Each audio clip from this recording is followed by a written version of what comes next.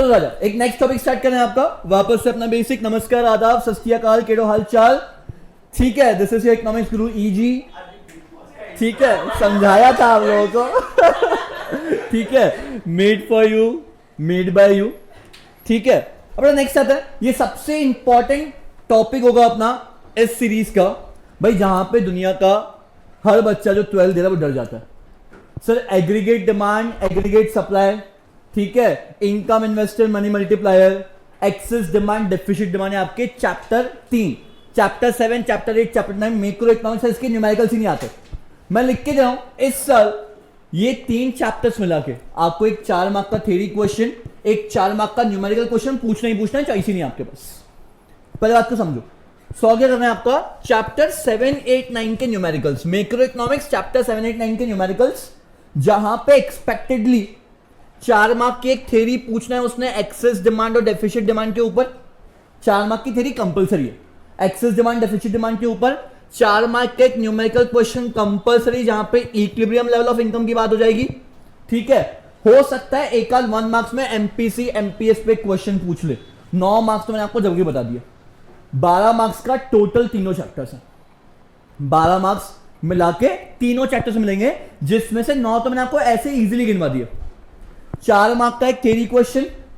अब ये theory question भी नहीं होगा, this is a concept case based value based question, concept case based value based question, जहां पे ग्राफ बन के आएगा, ग्राफ में आपको आंसर देना है। ये पहली चीज। दूसरी चीज, 4 मार्क का एक न्यूमेरिकल कंपलसरी है, कुछ भी कर लो सर, ये न्यूमेरिकल इजी होगा डिफिकल्ट होगा ये समय बताएगा। ठीक है सर, अगर न्यूमेरिकल 4 मार्क में नहीं आता है, 3 मार्क में कंपलसरी न्यूमेरिकल है, लिख के दे रहा हूं अभी। अब ये वाली वीडियो में अपन ने पूरा काम ये करना है, पहले अपनी कंसेप्चुअल क्लैरिटी लेके आनी है, पूरा का पूरा कंसेप्चुअल क्लैरिटी लेके और न्यूमेरिकल्स को लेके।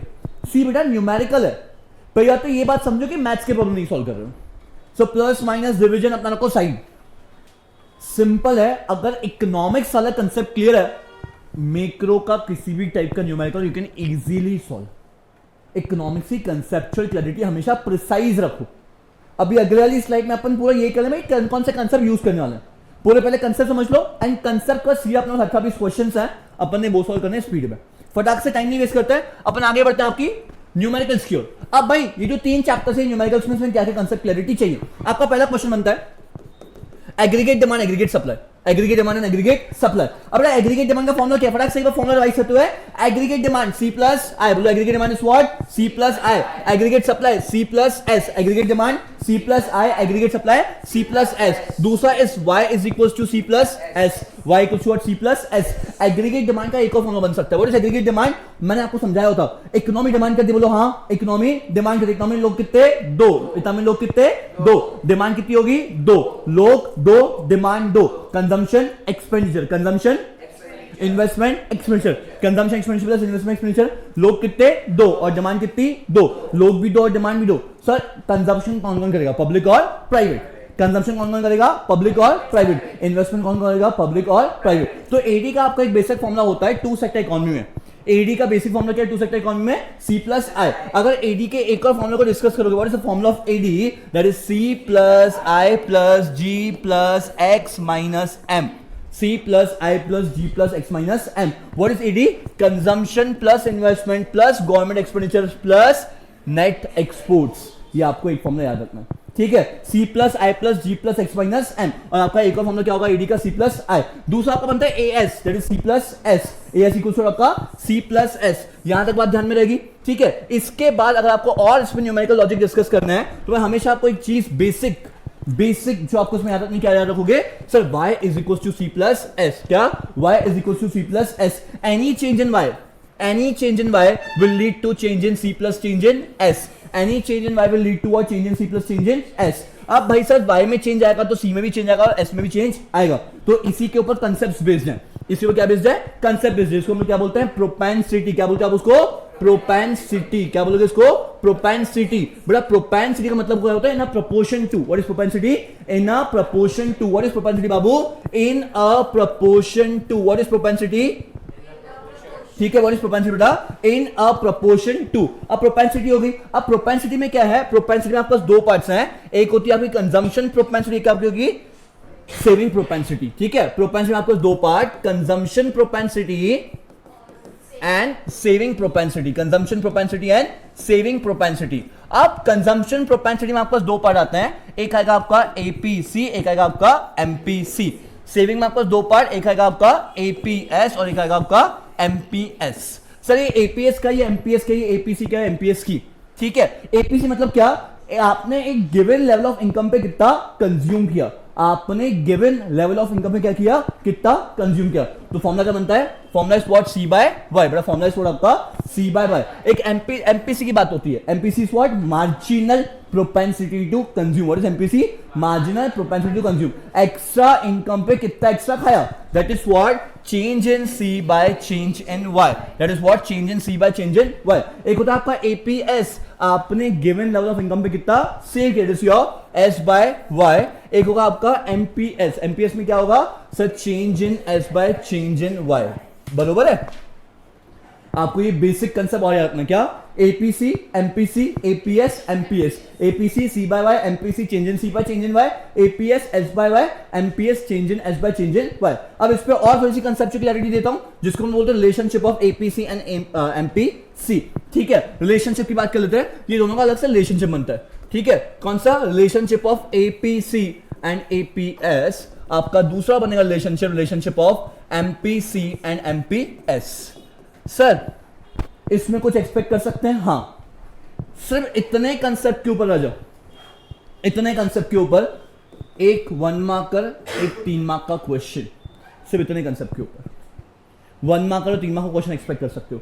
सर आप कैसे करेंगे क्वेश्चन एक्सपेक्ट, पहले इसकी लॉजिक को समझो, ठीक है। मैंने बोला relationship of APC and APS, ठीक है। और relationship of APC and APS, सुनना लॉजिक क्या है, y equals to what, c plus s। Babu logic क्या है, y equals to c plus s। therefore if I divide the entire equation by y, if I divide the entire equation by y, the answer will be y by y equals to 1।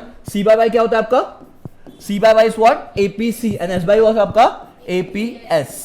so what you will write, apc plus aps will be equal to 1, apc plus aps will be equal to what, 1। ये बात समझी, APC plus APS will be equal to what, 1, बरोबर बरोबर। तो मतलब APC plus APS क्या होगा आपका, 1 होगा। अगर दूसरे रिलेशनशिप की बात करें MPC plus MPS की, अगर दूसरे रिलेशनशिप की अपन बात करने आ जाए, MPC और MPS की बात करें, तो मैंने बोला y इक्वल्स टू क्या होता है आपका C plus S, y equals to क्या होता है आपका C plus S। therefore change in y will be equal to what, change in C plus change in S, बरोबर। if I divide the entire equation by change in y, the entire equation by change in y, तो क्या बचेगा बाबू अपने पास, ये हो जाएगा 1 MPC plus MPS, बरोबर। तो सिंपल है, the highest and lowest value of value of MPC and MPS की बात करते हैं। इसके ऊपर 1 मार्क का क्वेश्चन पूछेगा प्रोबेबली, ठीक है। यहां पे एक 1 मार्क का क्वेश्चन पूछेगा, द 1 मार्क का क्वेश्चन विल बी, 1 मार्क का question will B value of MPC and MPS। क्या बेटा, value of MPC and MPS, value of MPC and MPS, the highest and lowest value, the highest and lowest value। मैं आपको अभी क्या बोला, MPC plus MPS will be equal to what, 1, MPC plus MPS will be equal to what, 1। so the highest value of MPC is what, 1, and the lowest value of MPC will be इस time पे 0। अगर MPS 1 हो जाएगा तो MPC कितना हो जाएगा, 0, because दोनों का समीशन क्या है, इक्वल टू 1, बरोबर। तो highest value of MPC can be 1 and the lowest value of MPC can be 0। Highest value of MPS can be 1 and lowest value will be 0। तो MPC and MPS lies from 0 to 1। ये आपको याद रखने जैसी चीज है, ठीक है। So if the MPC is 0.8, MPS will be 0.2, ठीक है। If the MPS is 0.6, MPC will be 0.4। ये आपको याद रखनी चीजें, आपको याद रखनी है, बिल्कुल भूलना नहीं है सारी चीजें, समझा इतना, ये बेसिक। नेक्स्ट बेटा इसमें अपन डिस्कस कर सकते हैं एक और चीज, जिसको हम बोलते हैं consumption function and saving function. Propensity is clear हुई, प्रोपेंसिटी इज क्लियर हुई। What is propensity, in a proportion to, what is propensity, in a proportion to, किसमें कितना चेंज आया, एक गिवन लेवल ऑफ इनकम पे कितना खाया और चेंज के बाद मैंने कितना खाया, ठीक है। नेक्स्ट अपन इसके consumption function, consumption function and saving function को डिटेल में डिस्कस करते हैं। Consumption function and saving function, जहां पे आपको एक और न्यूमेरिकल लॉजिक समझेगा, consumption function and saving function. अब भाई साहब कंजम्पशन फंक्शन और सेविंग फंक्शन की बात करते हैं। पूरा कंजम्पशन फंक्शन क्या बोलता है, कितना खाया, कंजम्पशन निकालो इकोनॉमी, क्या निकालो, इकोनॉमी का कंजम्पशन। याद रखना आप लोग पढ़ रहे हो मैक्रो, आप लोग क्या पढ़ रहे हो, मैक्रो। मैक्रो बोलता है इकोनॉमी एज होल, मैक्रो क्या बोलेगा, इकोनॉमी एज होल। तो बेटा एक बंदे के लिए सोचना करो बंद, आप इकोनॉमी के बारे में सोच रहे हो, सर मैंने 10 रुपए कमाए तो मैं 8 रुपए खाऊंगा, मैं 2 रुपए बचाऊंगा। अबे इकोनॉमी के बारे में सोचना, तू पूरा करवा दे और लोन ले, इकोनॉमी है, बिकॉज कोई कमा रहा कोई नहीं भी कमा रहा, तो you have to think economy as whole. तो कंजम्पशन फंक्शन की बात करते हैं, कंजम्पशन फंक्शन, कंजम्पशन फंक्शन। अब बेटा कंजम्पशन फंक्शन बोलता है कैलकुलेट कंजम्पशन, क्या निकालना है, कैलकुलेट कंजम्पशन। अब मेरे हिसाब से दुनिया में 2 टाइप का कंजम्पशन होता है। दुनिया में क्या होता है, 2 टाइप के कंजम्पशन। चाहूं तो मैं आपको अभी के अभी कंजम्पशन का फॉर्मूला रटवा दूं, तुम लोग रट भी लोगे।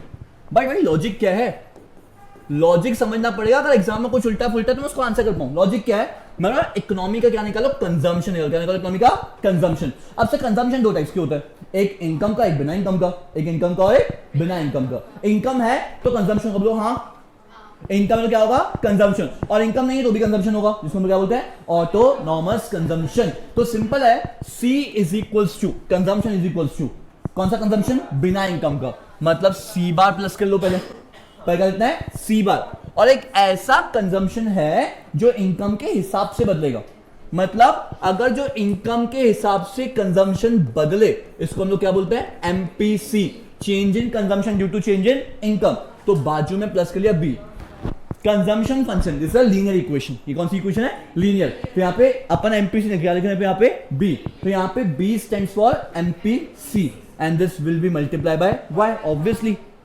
ठीक है। तो कंजम्पशन की इक्वेशन क्या बनेगी, C is equal to B of Y।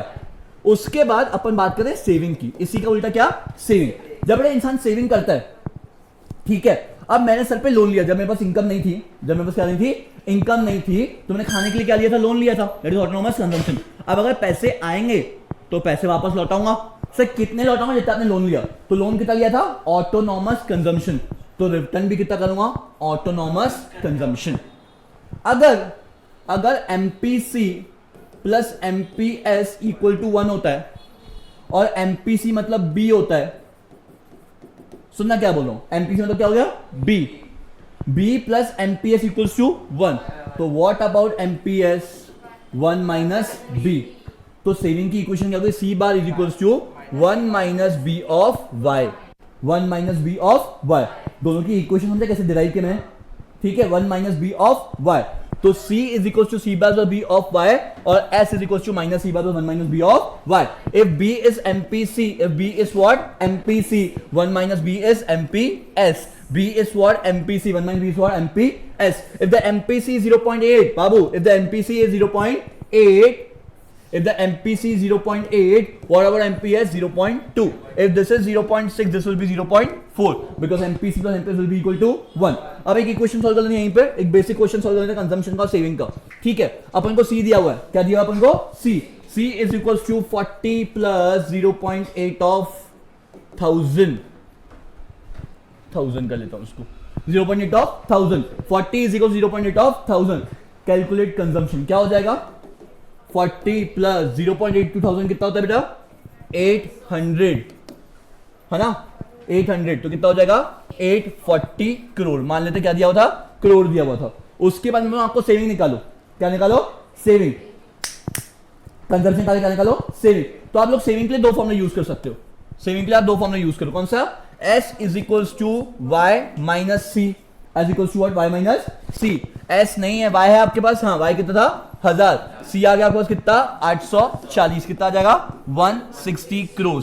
चाहे तो सेम क्वेश्चन आप सेविंग इक्वेशन से फाइंड आउट करो, इसको सेविंग इक्वेशन में कर सकते हैं, क्या हो जाएगा, -40 प्लस 0.2 ऑफ 1000, ठीक है, -40 प्लस 0.2 इंटू 1000 कितना होगा, 200 माइनस 40, 160 करोड़। आपका आंसर इज क्रॉस वेरीफाइड, बिल्कुल सही जा रहे हैं हम लोग, ठीक है। कंजम्पशन इक्वेशन पे काम की होगी, ठीक है, समझा, यहां तक समझा। सर चैप्टर में और क्या लॉजिक है, और बहुत लॉजिक है बेटा, और क्या लॉजिक क्या होता है, और बहुत लॉजिक है चैप्टर में, आ जाओ, ठीक है। MPC MPS क्लियर हुआ, MPC MPS रिलेशनशिप क्लियर हुए, consumption function saving function clear हुआ। उसके बाद नेक्स्ट इज योर इन्वेस्टमेंट नहीं, उसके पहले भी हुआ था आपका, नहीं के, और उसका एक और लॉजिक्स है चैप्टर में, क्या स्किप हो रहा है मेरे माइंड से, हाँ बीईपी एंड लॉजिक्स, ठीक है, logic of BEP, logic of BEP, break even point. So ये ब्रेक इवन पॉइंट क्या होता है? What is break even point? Break even point refers to a point जहां पे इकोनॉमी का कंजम्पशन इक्वल्स टू क्या हो गया? Income. There is a difference between, guys, please understand, RN, please understand, there is a difference between equilibrium point, there is a difference between equilibrium point and a break even point. What is equilibrium point? Whether AD will be equals to what? AS, or whether I will be equals to what? S. This is your equilibrium point. Break even point is very different. What is break even point? A condition of no profit and no loss. बचपन से पढ़ते आ रहे हैं a condition of no profit and no loss. भाई ना profit है ना loss है। मेरे को एक बात बताओ, जितना कमाया उतना खा लिया, प्रॉफिट है क्या? जितना कमाया उतना खा लिया, जितना कंजम्पशन उतना क्या है? इनकम। और जितना इनकम उतना क्या है? कंजम्पशन। अरे भाई उल्टा मत लिखो, सीधा लिखो ना इसको, ठीक है। अब क्या मतलब y is equal to what? c, जितना कमाया उतना खा लिया। उसके बाद अगर y is equal to c है तो s इक्वल टू क्या हो जाएगा? जीरो। s इक्वल टू क्या हो जाएगा? जीरो। सेविंग जीरो हो गई ना। और इसी कंडीशन में value of APC will be equal to 1 and the same condition value of APC will be equal to what? 1। Sir APC का वैल्यू 1 क्यों होगा? कुछ भी बोल रहे हो क्या? लगाओ ना बेटा, एपीसी का फॉर्मूला क्या है? What is APC? C by Y. C कितना है? 100. Y कितना हो गया? 100. तो APC कितना हो गया? 1. जितना कमाया उतना खा लिया। तो कंडीशन ऑफ बीपी आपको 3 कंडीशन है, Y will be equal to C, S will be equal to 0 and APC will be equal to 1. This is the condition of BEP. बहुत सारे क्वेश्चन में ये नहीं दिया रहेगा C क्या है, Y क्या है और S क्या है। बोलेगा economics operating on BEP, you have to understand. यहाँ पे APC का वैल्यू 1 होगा, you have to understand, you have to calculate that thing. वहां पे आपको उसने बोल दिया इकोनॉमिक्स ऑपरेटिंग ऑन बीईपी, दिमाग में फट जाना चाहिए एपीसी की वैल्यू 1 होगी। क्वेश्चन आ गया, the economics operating on BEP calculate savings. मैं सोचू ही ना, मैं जीरो लिख दूं। इकोनॉमी का बीईपी काय को सेविंग कैलकुलेट करूं? होगी नहीं। How to calculate? मैं फॉर्मूला ढूंढूं भाई, सेविंग का फॉर्मूला क्या होगा, ऑटोनोमस कंजम्पशन क्या होगा। अरे क्यों भाई, बोल दे economics operating on BEP. Question में बोला है, आंसर बोल दिया उसने, इकोनॉमिक्स ऑपरेटिंग ऑन बीईपी। अब economics operating on BEP Y equals to C है। अच्छा कंजम्पशन दिया, बोले calculate income. Economics operating on BEP, consumption दिया, कैलकुलेट इनकम। जो सी है वो इनकम है, बिकॉज इकोनॉमी क्या ऑपरेट करिए? बीईपी। भाई यही तो लॉजिक दे रहा है। हम लोग बोलते हैं ये केस बेस्ड क्वेश्चन डिफिकल्ट है। अबे हम लोग केस बेस्ड क्वेश्चन का कॉन्सेप्ट नहीं देखते। जहां पर आपने केस बेस्ड क्वेश्चन के पीछे कॉन्सेप्ट देखा, आपको आंसर मिलेगा। सो ये बीईपी वर्ड आ गया, सर ये इक्विलिब्रियम वर्ड आ गया, अब हम लोग कंफ्यूज हो गए। बीईपी अलग चीज है, लॉजिक क्या है बीईपी का? No profit no loss. Equilibrium क्या है? इक्वल इक्वल, तो अलग है ना, लॉजिक को अलग अलग रखो। बरोबर, ये लॉजिक समझा? ठीक है। और याद रखना इक्विलिब्रियम क्या बोलेगा? AD will be equals to AS and I equals to S. ये लॉजिक अपन बाकी के जो वीडियोस रहेंगे उसमें आपको समझेगा पूरा अच्छे से। बट अभी अपन सिर्फ न्यूमेरिकल लॉजिक पढ़ रहे हैं, याद है? समझा? नेक्स्ट अपन बेटा मैक्सिमम इस चैप्टर में क्या बात होगी? मैक्सिमम आपकी और बात होगी मल्टीप्लायर के ऊपर। किसके ऊपर? मल्टीप्लायर। कौन सा मल्टीप्लायर बेटा? Investment multiplier. कौन सा मल्टीप्लायर? Investment multiplier. अब सर इन्वेस्टमेंट मल्टीप्लायर में क्या होगा? समझो, इन्वेस्टमेंट मल्टीप्लायर क्या बोलता है? इन्वेस्टमेंट मल्टीप्लायर बोलता है अगर आप 1 रुपए इन्वेस्ट करोगे तो ये 4 रुपए में मल्टीप्लाई हो जाएगा। अगर आप 1 रुपया इन्वेस्ट करोगे तो 4 गुना मल्टीप्लाई होता है, बिकॉज कंसेप्ट ऑफ मल्टीप्लायर है। The reason being what? एक बंदा जब खर्च करता है 4 लोगों की इनकम बनती है। फिर जब 4 लोग की इनकम बनती है, 4 लोग खर्च करते हैं, 8 लोग की इनकम बढ़ती है। जब 8 लोग की इनकम बनती है, 8 लोग खर्च करेंगे, 16 लोगों की इनकम बनेगी। तो भाई पैसा रुकेगा नहीं, पैसा क्या होगा? मल्टीप्लाई।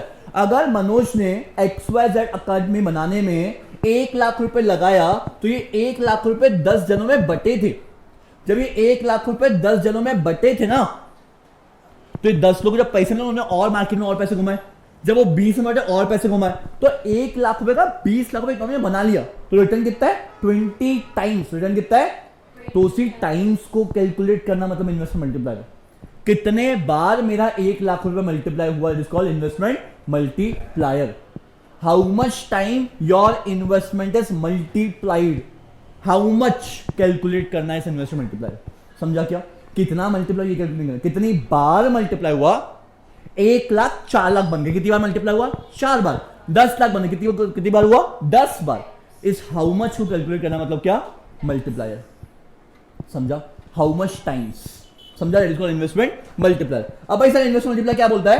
इन्वेस्टमेंट मल्टीप्लायर सिंपल बोलता है इन्वेस्टमेंट मल्टीप्लायर रेफर्स टू, ठीक है, an initial increment in investment leads to a bigger increase in income. The investment multiplier always the multiplier denoted by K. तो the K will be equal to change in y, change occurred in y because of change occurred in I. सबसे important mistake बता रहा हूं. जब बच्चा invest multiply calculate करता है ना, फॉर्मूला कैसे रखते जाए? y by I, y by I, y by I. घर से फॉर्मूला रखते क्या? y by I. एग्जाम है, डिप्रेशन एंजाइटी सब होगी. i by y, i by y, i by y पढ़ के आया था, i बाय y पढ़ के आया था. विजुअल चेंज हो जाते हैं आंखों में. 4,000 डिवाइड बाय 16,000 आंसर पॉइंट में आ रहा है. हाँ एमपीसी ना पॉइंट में ही आएगा. इतना शॉर्ट भी हो जाता है हम लोग. एमपीसी आएगा ना पॉइंट में आ सकता है, पॉइंट में आ सकता है. पूरा निकाल दिए, पूरा आंसर आ गया.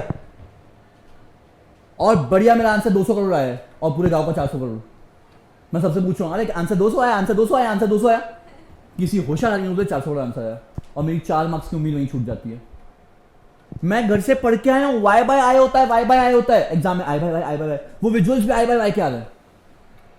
ये बेसिक गलतियां बच्चा करता ही है एग्जाम में. अब सही बेसिक गलती कैसे ना करूं? अबे लॉजिक लगा. गलती मिटाने के पीछे लॉजिक होता है. लॉजिक क्या है? चेंज किस में आया? चेंज किस में आया? इनकम में. लेके कौन आया?